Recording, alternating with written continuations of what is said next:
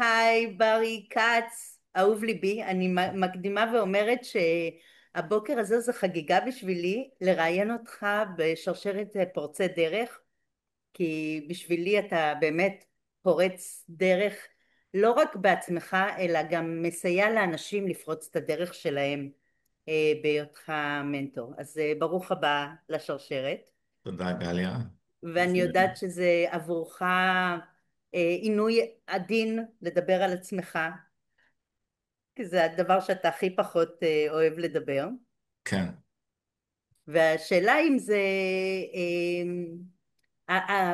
לפרוץ דרך עבורך זה משהו שהוא בהוויה שלך, או קרה איך שזה קרה?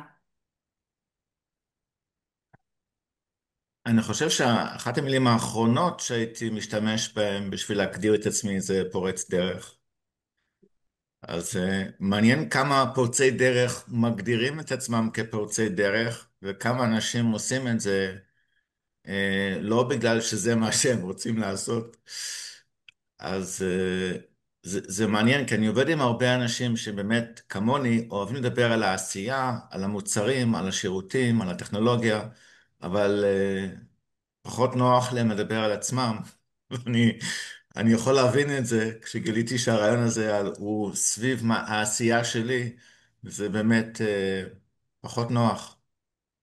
כן, אז אולי באמת אני מאוד מתחברת לזה, ואני אומרת, ייתכן שפורצי הדרך הם מסומנים ככאלה בעיני המתבונן, נכון, ולאו בעיני דווקא המתבונן. דרך עצמם.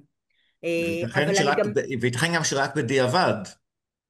יכול להיות, יכול להיות.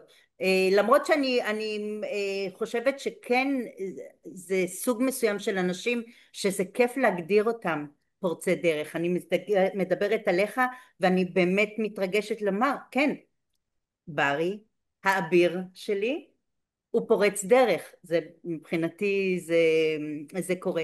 אה, הכותרת של ההרצאה שלנו זה באמת ברי האביר, ממנטור לחברה בע"מ. בוא רגע נתעכב על החלק הראשון הזה של ברי האביר.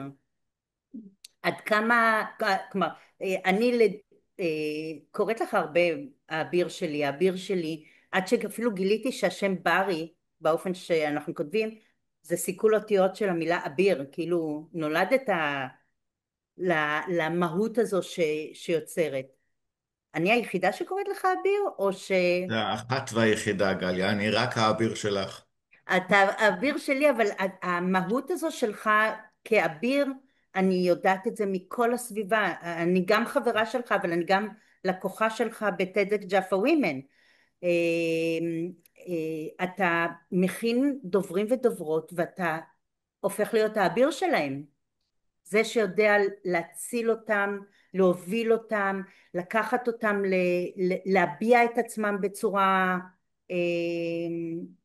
מיטבית. את יודעת, יש אחד הסיפורים שאני מזדהה איתם, זה הברווזון המכוער. זוכרת את הסיפור הזה? אני זוכרת, אבל תסביר לי למה זה מזכיר לך את זה. יש הרבה אנשים שהולכים בעולם בתחושה שהם ברווזון מכוער. הם משווים את עצמם לאחרים ומרגישים לא שייכים. הרבה פעמים אני גם הרגשתי ככה, הייתי גם פיזי, הייתי הילד הכי גבוה בכיתה, וזה בטח לא נחשב בעיניי כיתרון. אה, גם פיזית, גם מבחינות אחרות הרגשתי מאוד מאוד לא שייך.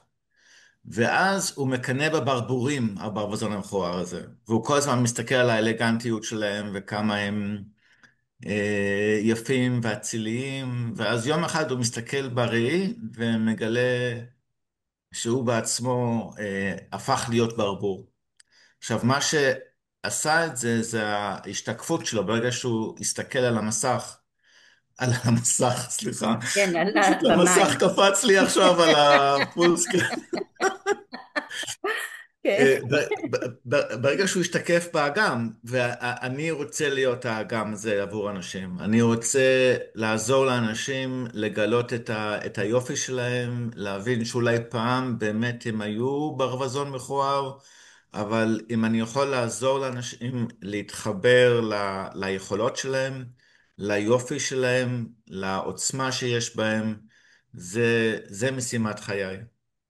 אז המשימה הזו עובדת נהדר, ואני חושבת שבדימוי הזה שאתה אמרת, פעם אני הרגשתי ברווזון מכוער, היום אני מודע לכך שאני ברבור, את זה לא ואני, אמרתי.